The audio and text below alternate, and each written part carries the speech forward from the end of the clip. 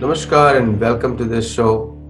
Today we are discussing many topics, or one topic we're going to focus on is artificial pacifism versus dharmic realism. In terms of how Sanatan Dharma makes you more practical, makes you more realism focused, and helps you to react to everyday situations, whether it's a national or individual or community wise. So, I have an excellent writer, thinker, and a very young speaker who can help us guide through this uh, discussion. So, without delay, let us all welcome. You heard him last time, he was very popular with all of you. So, without delay, let's welcome Nithin Sridhar. Welcome, Nithin ji. Thank you. Thank you. Glad to be here again. So, when you talk about artificial pacifism, so how does it, what it actually means? See, today we have this narrative, every and you will see this statement, whatever it is. I mean, right? For example, um, if you see articles by even speeches by a lot of people, even leaders, they always speak about India being a Vasudhaiva Kutumbakam, Ahimsa Paramo Dharma, and all. And these are um, legitimate verses we find the mention in our text, in Hindu text. However, the understanding of these are little bit problematic. For example, the Mahabharata repeatedly speaks about ahimsa paramo dharma, right? However, this does not mean what it is interpreted today. It is interpreted today as absolute pacifism in the sense of of how say sannyasi will live, in a state of absolute non-violence. So it is interpreted that this state is relevant for everybody, while it is not so. I mean, today a lot of people are there who are anti-war, for example, as a philosophy, as an ideology, as a principle. They are anti-war, and they believe. Uh, they rightly point out that war has consequences. For example, uh, it has a lot of, it breaks family, it causes poverty, it causes a lot of things, lot of suffering. However, it is also true that there are situations when violence is necessary. For example, when somebody attacks you, for example, in self-defense, it is everybody's right to defend oneself. It is one's dharma to protect oneself. So if somebody attacks you, you will have to take resort to violence to defend yourself. Similarly, there are other legitimate uses of violence that Shastra speaks about. For example, in a particular ritual for a yajna or somewhere wherein animal sacrifice is required. So that is a legitimate use of violence. So we have this is not how it is understood today. Today we have a very perverted, selfish based understanding. For example, we speak about ahimsa in a very Gandhian sense, so to speak. You know, this is the artificial thing that you were speaking. I think, I believe that if somebody slaps you on one cheek and you have to, instead of countering him, you have to show other cheek to him. So I think this is what is I would call it a perverted understanding of ahimsa rather than just an artificial. It's a perverted. It is not how our shastras, our rishis, our acharyas understand ahimsa. You're right, because it has been grossly misunderstood, and our shastra actually don't speak on this kind of weakness. I think Bhagavad Gita very clearly mentions Yuddhacha Apalayanam, which means that don't show your back on the battlefield, and that's the quality of a warrior. And I think we have particularly, I don't know whether it's a colonial influence or some influence where we have become weak. We give up easily and we think that war is bad, And actually, I go back to the colonial history where the Mahabharata was banned, Kalarippayattu was banned, everything was, even the Muslims banned Hindus owning any weapons because they were all scared to protect their own power. Now it's time to become really free of all these artificial impositions. So, what do you speak on that? You have written a great article on the Daily Guardian also recently. And so, what do you speak on this colonial impact still going on in Hindus' minds, where they cannot pick up a weapon, where everybody else has a weapon? Definitely. I think all of this, in some way, this is, though it is very difficult to pinpoint how it all started. I feel during the British rule, for example, certain jatis which carried weapons and which were actually fighting the British, which were defending themselves, they were branded as criminal caste, right? And this branding was done to demilitarize them. So we had lot of communities which had weapons, which were trained, martially trained communities, and they were all demilitarized. And this happened for many decades, such that there was no recovery from that. And then, unfortunately for us, in our independence struggle, we got Mahatma Gandhi, and uh, he utilized this. He made ahimsa his version of ahimsa, which is nothing short of a kind of a pacifism. It's his ahimsa is a very violent form of ahimsa, I would say, a perverted form of ahimsa, which he made his cornerstone of his politics. And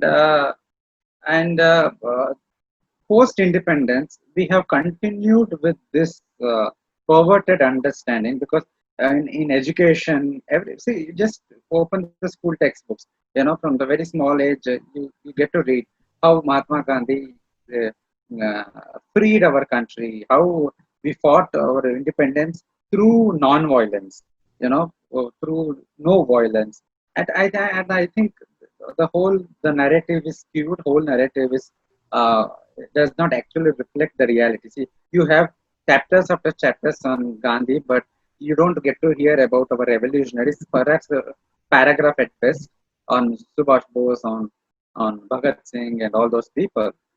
So it is unfortunate, but this is how it is. So we are taught from very small age all these names. I would like to call, all religions are equal. Everybody is good. Then everything is hunky and dory in the world, and we should, being good means being yeah, weak. Weakness is portrayed as virtue, and that is at the root of the problem. You know, uh, Violent. The English term is problematic. Uh, uh, However, if you speak of ahimsa, ahimsa does not mean being weak. Swami Vivekananda used to say, "Weakness is death." Right? Strength is life, and weakness is death. So, but we are taught and from very small age that being weak is good. So anything wrong is happening, just don't raise your voice. Why do you want to get into it? This kind of mindset, and that is at the root. I use the term dhimmified. We have all become dhimmis. Dhimmi is usually used in the context of Islamic rule. So wherein the Islam allows the some forms of non-Muslims, some communities of non-Muslims to live under their rule with the condition that as a second-class citizen, by paying a jizya tax and then completely demilitarized way, completely in a subdued manner. It's as if living a slave life. And 1200 years of uh, colonialism, the Islamic, and then followed by the European colonialism, the Indian society, the Hindu society have been made dhimmified. Our thinking is dhimmified. We think like a, we, do, we think that somehow our thinking is that even in spite of a provocation, we should not respond. Now the China is uh, clearly an aggressor. We are having 2 3 months of standoff there, and they have been using this salami tactics to gain more and more territory of India. And there was this intercation which killed 20 of our soldiers on in Galvan Valley. However, yet you again and again find voices which say that direct war is not good. We should not engage them in a war. We should economically punish them. We should do this. We should do that. See, of course, the Kautilyan ways he speaks about Dama, Dama, Danda, Peda and Danda, all the policy, diplomatic ways to engage with your enemy. However, it is important that this is what my today's article in Sunday Guardian speaks about, that when there is an external aggressor, when there is an aggression, when there is a military aggression, the response has to be also military. It cannot be merely a financial. The financial response could be a component. It cannot be the only response. So you will not be able to remove the encroachers uh, by just negotiations, and by just negotiations is very important. In fact, Indians, unfortunately, independent Indian leadership has been very bad at negotiation. We had 91,000 soldiers in the 1971 war, POWs, but we won the war but lost it in the negotiating table. We Similarly, 1965 we lost it in the negotiating table. The negotiation is very important, but equally important is the ground, what is happening on the ground. Both are equally important, but unfortunately we have a policy of not proactively engaging on the ground, not proactively engaging through military means. On second, we are very bad at negotiating on the table as well. So our current condition is very problematic, and I hope that things improve. I hope that they have already started improving. I don't know. I'm not sure. I don't know that how the current standoff is happening, how it will evolve, will give us a better picture whether our leadership, our has with the coming of Narendra Modi ji and the BJP, whether things have actually changed, or we are still living as we used to live in all these years after independence. Yeah. See, one point after hearing you, one point I would like to discuss more is that throughout the world we have seen a wrong implementation of non-violence. And where Bhagavad Gita talks about violence for dharma is actually non-violence. Now, throughout the world, the colonizers, I call them faith-based colonizers, whether it's Christians or Muslims, they conquer others in the name of faith. So those faith-based colonizers, they first, when they come in any territory, they first defang the society. They don't want any enemies having any opposition. The same Chinese are also doing. When Chinese go to their occupied Tibet, they removed every single weapon from the Tibet. And so the entire Chinese occupation of Tibet is based on defanging the entire population. But the worst kind of defanging is done by the leftists and the communists, and it's going on in the US also. In US we have a second amendment where every citizen is by law, it can hold weapons, can keep weapons and use them, or create private militia to protect themselves against democracy. Because sometimes in a democratic system, the government can be very evil, like just the way in India, Sonia Gandhi, Antonio Maino, whatever you call them. So they try to usurp the government of India through proxy. And they had a puppet prime minister, which was Manmohan Singh, and he was just like a puppet, like a puppet show, and behind which the Italians were ruling. So same thing can happen in a democracy. So in democracy, it is very important that private citizens be armed to protect against the own government, like what are happening in Andhra Pradesh, what's happening in Kerala. So Dharma advises us for our own security to use whatever means is possible. And it's one thing striking is I have read Mahabharata, and you can correct me there. In Mahabharata, there is not a single instance where the police is mentioned. Police is not there. The reason is that there is a detective agencies, there is armies, but not police, because police is a colonial concept to suppress the local people. But rather, each and every family was equipped to protect themselves, and there was a very strong detective system which made sure that any incident doesn't go out of control.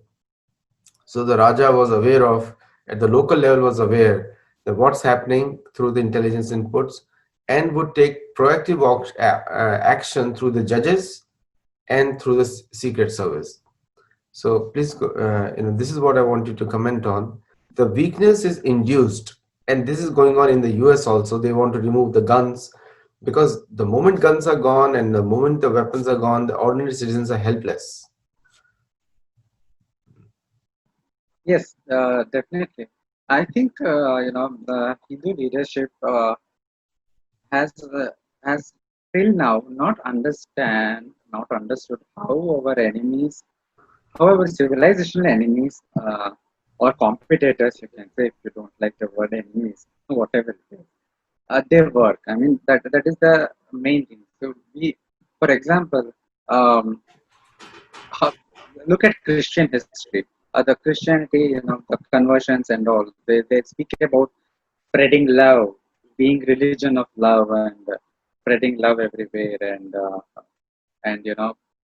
how it is, we're spreading the Jesus Christ, the message of all this looks good, to the ear, but they are all deceptive. The history of Christianity and even the present, how they are doing, it's violent. There is no love there. There is a particular goal. They have a civilization goal, I would say, if not at least a religious goal. I don't know whether we can call it a civilization. I'm not sure. They have a particular ideological goal. The and this goal is not a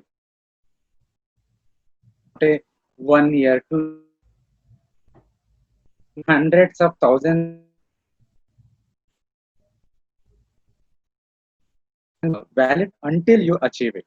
So they have this, and for thousands of years, their methods have changed. They have used violence, they have used deception. They today use, all kinds of deceptive instruments. You get to see these videos of how they are enacting, the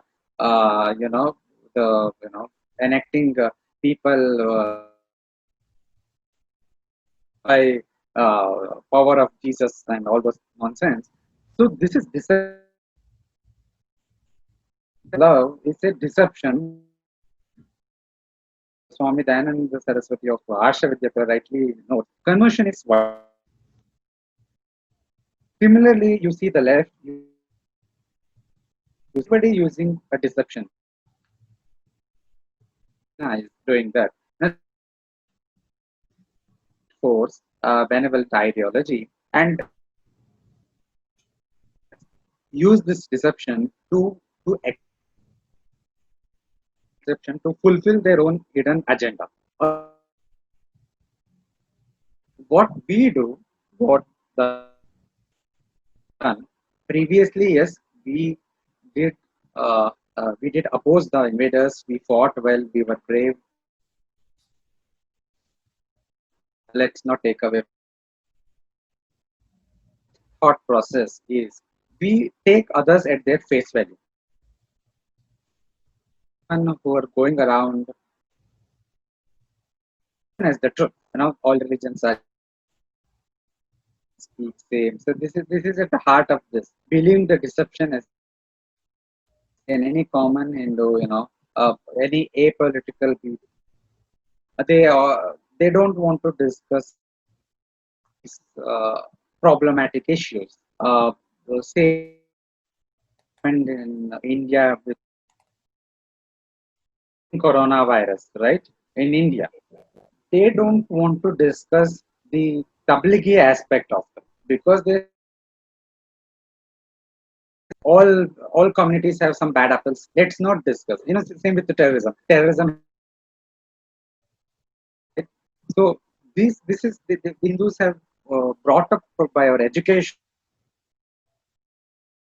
such that we have believed the deception to be true, and we are fooling ourselves. And we are not fooling the others. We are only fooling ourselves. Digging our own graves. So if this is not countered, then I am afraid that there may in a few decades things are going to be very very grave for Hindu civilization, Hindu society. No, you made some very, very valid points that you mentioned how the weakness of Hindus is coming from a pre-programmed, pre. It's a strategy against Hinduism. It's a what do you call it, Machiavellian, Italian Machiavellian strategy against Hinduism, and running through various ways. Especially, everyone is claiming to be that my God is better than yours. But what about the law of God? There's a very common joke that we all want Ram Rajya, but what about Ram? And we all want Ram, but what about Ram Rajya? It's both ways. So coming to this point again, which you mentioned, and you were also telling me that how the Vasudhaiv Kutumbakam is such a misunderstood term, misinterpreted term, particularly in the context of faith-based colonialists like the British Christian government, which is under the crown. And people need to not forget that British government works under the Church of England. It's a religious organization. There is no secularism in UK. So whether you go to UK or US also, there is no secularism here. US is known to be a Judeo-Christian country, and UK is known to be a country of Church of England, because the Queen is the custodian of Church of England after King Henry VIII. So the secularism remains only in India, and it's a very important concept. Our real culture is Sanatan Dharma and Bhagwan Ram and Ram Rajya. That's our culture. And I think if Indians forget that, then it's a shame on them. Uh, at least in the USA, we are trying to bring back, we call it Dharmic Americanism, trying to bring Dharma into the Americanism. Now, coming back to this question of Vasudev Kutumbakam, such a grossly misunderstood term. And I was yesterday night, I was just before sleeping reading Ramayana, and in which there is a particular episode where Vishwamitra is teaching or telling Ram, and the he says this Brahma tells that this Vasudha has been given, or Vasudha means this world, has been given to Kapila Muni, because he's living there nearby, and he's a Hari, Sanatan Hari, he's a Bhagwan, Sakshat Bhagwan Hari. And that Kapila Muni, because he's on the earth, he is the master of the earth. And so others, we have to protect this earth for him. So when you say Vasudhaiva Kutumbakam, yes, it is correct. But ultimately the owner is also right, that it is Hari or Vishnu. So please comment on this. I think this verse of Vasudeva Kutumbakam has been completely misinterpreted in the sense of it's a misconcept. It has been removed from its ultimate context. For example, we find this verse in a Maha Upanishad, and it is one of the 108 authentic Upanishads. And there, the context is very clear. It's a spiritual context, it's a adhyatmic context, wherein it speaks about how a jnani is to be, what is the nature of jnana, and how a jnani is to live, wherein he sees everybody. We see these verses in Ishavasya Upanishad. We have a verse that yes to sarva. I forgot the Sanskrit one. It basically says that for one who sees his Atman in everyone and everyone in his own Atman, where is Shoka, where is Moha? So it is this kind of context in the Upanishads. But what we have done is we have removed this verse from a Adhyatmic context, and we are using it in a transactional context, in the context of projecting Indian civilizational vision, or more properly Indic foreign policy, and we are doing it very badly. First, either you should not remove it from its context and wrongly use it in a foreign policy, or if you're doing it, then you have to properly contextualize it to the to the context that we are using it. For example, uh, the same verse is used in this Panchatantra and other texts, and I think you are very aware of this story in Panchatantra, wherein I think it is a jackal who uses this Vasudeva Kutumbakam argument to lay a trap to a deer. I think it was a deer, Buddhi or something, so that to kill it, right? And the deer is finally falls for the trap, but its other friend crow comes and saves it. We are some of the people on our side, on the Hindu side, have rightly pointed it out that this text in Panchatantra, it's, I think, Hitopadesha, not Panchatantra. It clearly shows that we should not fall into the trap of this Vasudeva Kutumbakam when it is used in a political context, right? Because it is deceptive. But there is a catch here which nobody seems to have identified. We tend to read this story in the sense of good and bad. The jackal as a bad person or a bad entity, and deer as good. But I think I'm working on the story. Working on a piece on this. Actually, this is I think not a proper way to approach it. The Hitopadesha and Panchatantra, they use this framework of predator and prey, right? So predator is not a bad entity per se. Predator is doing what it does. It is its nature. So it has to survive. It has to kill to survive, right? So if we remove the moral ambiguity of good and bad and see it purely in terms of how the things are in reality, so, from the perspective of Jackal, what it is doing is correct. It is using whatever is available in its arsenal to trap its prey. So, nothing stops us from using this Vasudeva Kutumbakam in the same deceptive way in our foreign policy. So, the text is actually teaching this. The Hitopadesha text is actually teaching this, that this Vasudeva Kutumbakam, whatever be its spiritual Adhyatmic context, when we are using it in a foreign policy, if we are using it in a foreign policy, we cannot use it to not deceive ourselves. We have to use it to deceive the opponent. We have to use it to fulfill our agenda. And what could be that agenda? I have a unique take on this. We have a very particular concept of family, right? Vasudeva Kutumbakam is family. Kutumbakam. What is a family? Family is not a institution of equality. Family is an institution of hierarchy. The father is the head of the family. The parents have the authority in a family as well as the highest responsibility. The children have no responsibility, but they are supposed to follow the orders, follow the guidelines of the fathers or of the parents, right? So consider this: if we are saying Vasudeva Kutumbakam is our political vision, our civilization vision. So, who is the father? Who is the main person of this family? It should be us, of course, because that is our vision. So, if we consider India as the center of the family, as the head of the family, and the whole world as the family, then it means it is our responsibility to ensure that world is run in a dharmic way.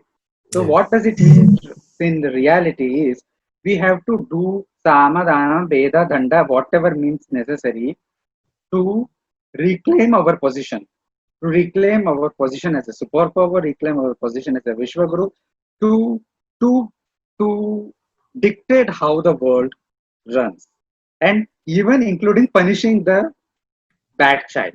If a son or a daughter goes astray, we punish them.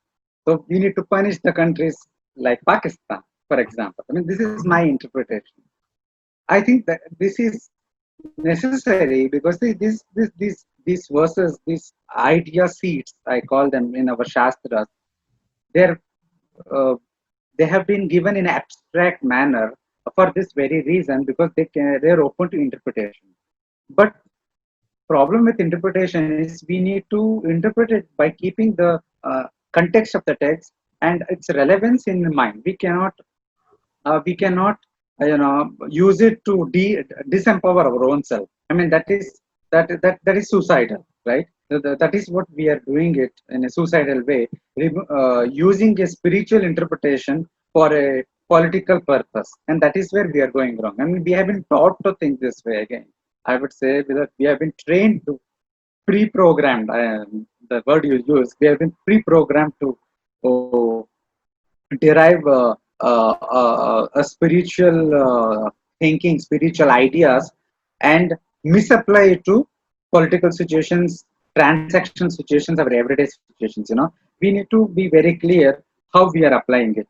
We need to be very clear the actual context of these various textual verses, and how they should be interpreted in our various contexts. And interpretation with respect to foreign policy cannot be same as interpretation with respect to spiritual growth, right? So we need to be very clear on Oh, very good point. And we come at the end of the show now.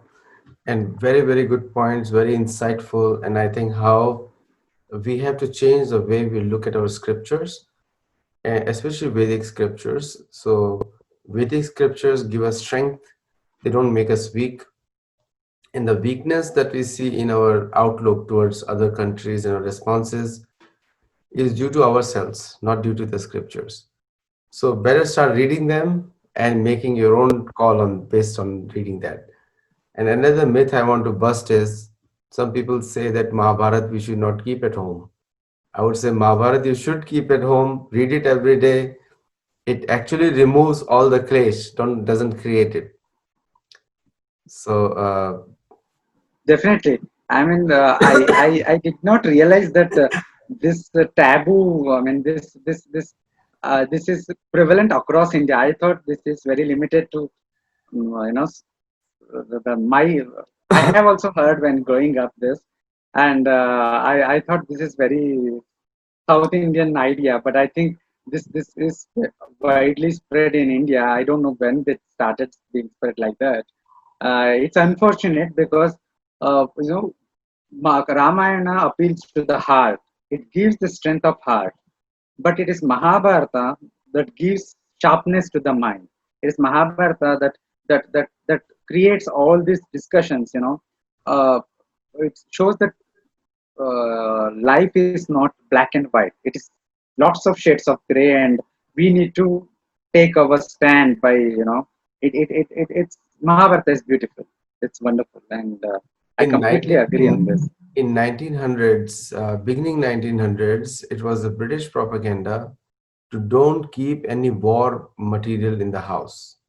And Oh, to after the 1857 the Indian first freedom struggle, and so that's where it got started. And so it I also heard it, and then at the same time it's a big hypocritical thing, keep Bhagavad Gita at home and not Mahabharata at home. It's a totally it's a funny thing. So if Bhagavad Gita is a part of Mahabharata, it's like a cream between the two layers of bread. So please keep it at home. Buy it more. Gita Press is looking for you to buy them more, and read keep it. it and read it. Don't keep it in the bookshelf and keep dusting it over there. Once a while you'll read it. Don't do that. Okay. So namaskar and thank you, and thank you all the American viewers who watched it live in your universities. And we'll be back with more exciting content, and we'll definitely come back on Common Dharma back with Nithin again.